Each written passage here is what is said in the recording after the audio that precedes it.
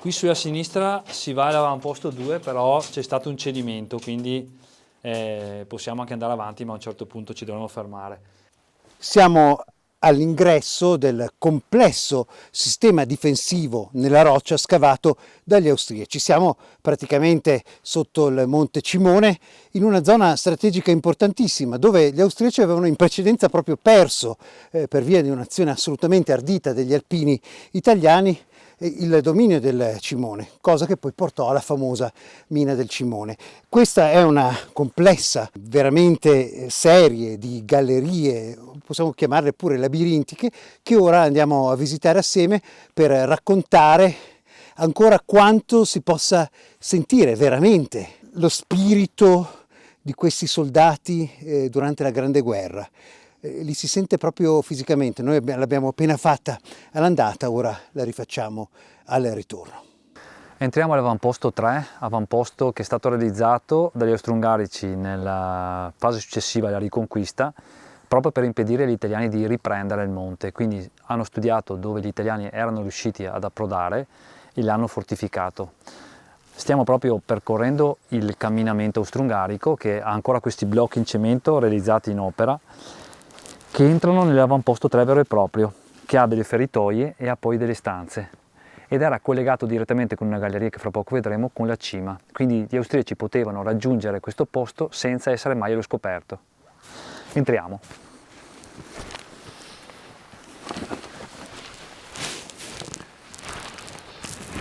Ci sono ancora gli scalini qua. Questa è una fortuna.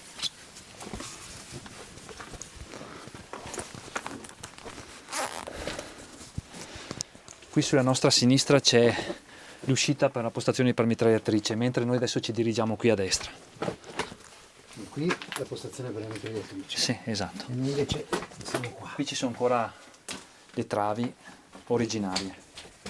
Vedete qua i tubi della stufa, naturalmente si dovevano scaldare. La galleria è in questo stato perché la roccia si sfalda. Qui già gli austriaci qua, vedete, avevano realizzato dei muri di rafforzamento con cemento. Questa apertura della roccia già allora scaricava, loro l'hanno rafforzata e chiusa con questo elemento. Attenzione alla testa.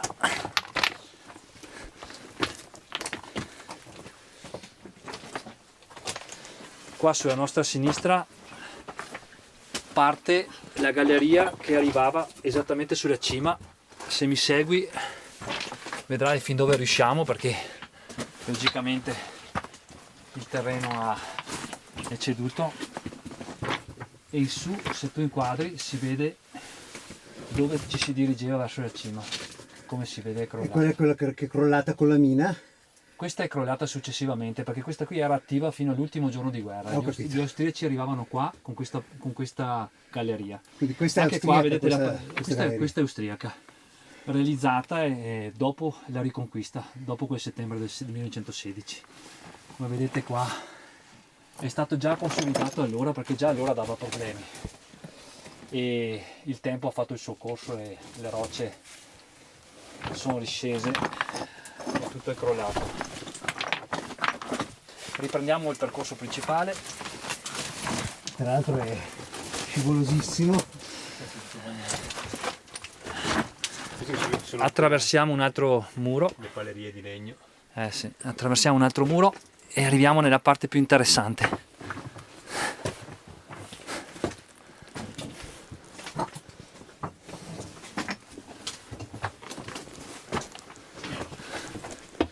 Questa sulla destra è un'uscita su una postazione, e qui guarda, c'è sulla destra una epigrafe d'epoca, avvicinati, bellissima, con il nome di questo soldato del 59esimo Rainer che ha voluto lasciare.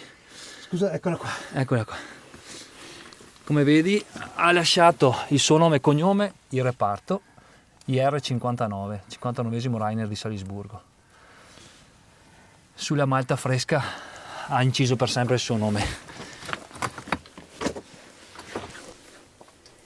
Ok.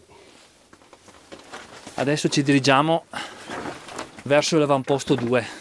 E se guardi in su, Angelo, vedi che c'è rimasta l'impronta della lamiera ondulata che armava la volta davanti a te.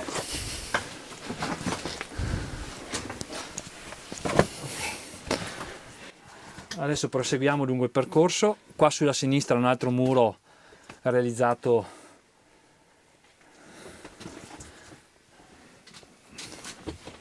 dagli austriaci. Adesso diventa un po' più bella, Qui la roccia è un po' più sana, girata la curva. Si è mantenuta. Tante di quelle testate.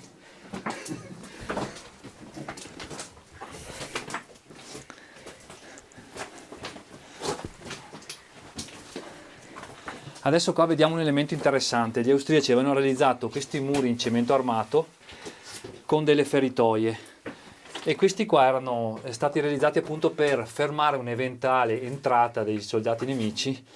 Avrebbero potuto sezionare e proteggere questa parte della galleria con questa vera e propria trincea interna.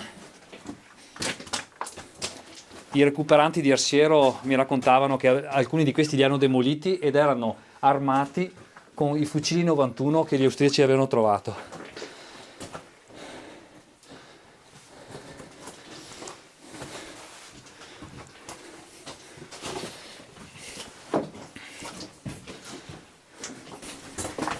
Vogliamo fare anche un appunto di carattere proprio classico su questa struttura difensiva, perché erano usati anche i greci a seminunte. Ecco, questa qui era un altro muro che vedi, proteggeva questo qui che era sicuramente un deposito di materiale, poteva essere munizioni o altro, che è stato demolito probabilmente dai ricercatori che cercavano metallo. Altre nicchie, e qua tanta palleria e tante travi in quest'altro che era sicuramente un altro deposito. Poi continua laggiù. Certo, ci andiamo.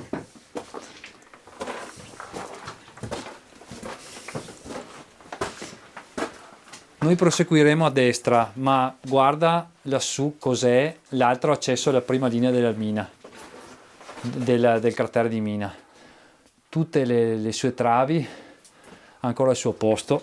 Come vedi qua ci sono ancora i gradini in legno, gli elementi in legno che armavano queste gallerie,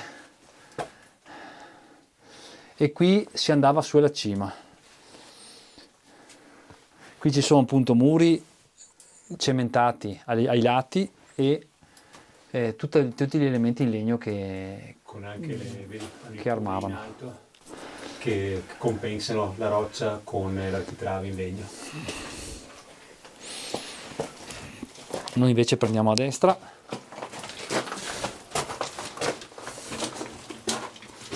Queste gallerie permettevano agli austriaci di essere sempre al coperto in quest'area che era completamente alla mercé delle artiglierie italiane. Qui la roccia è, vero Nicola, è un po' più sana rispetto Qua è sanissima. a prima. Direi indistruttibile, uno scrotto all'interno della pena di un unico banco di precare. Questo qui è un altro deposito sicuramente, e qua c'è una galleria che è una galleria che gli austriaci hanno cominciato a costruire verso il basso. A un certo punto finisce. Era una galleria d'ascolto, perché gli italiani a loro volta sotto i nostri piedi stavano scavando una galleria in salita con l'ipotetica idea di pensare a un'altra mina per, a questo punto, contraria a quella austriaca, per scacciare e riconquistare la cima. Questa galleria appunto a un certo punto finisce, mentre noi proseguiamo qui a sinistra per andare verso l'avamposto 2.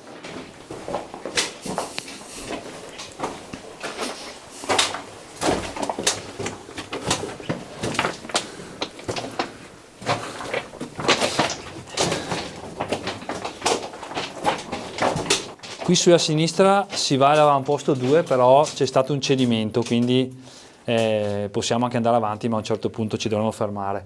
Invece usciamo e troviamo altri elementi in cemento armato come quelli di prima, che difendevano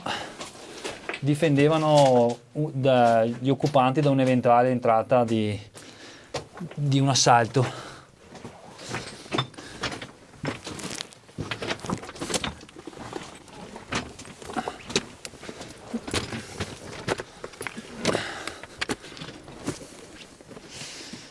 Qui c'era la denominata casetta del telefono, era effettivamente una casetta in legno italiana che permetteva i collegamenti, prima dello scoppio della mina naturalmente, col fondovalle e con i comandi di Arsiero.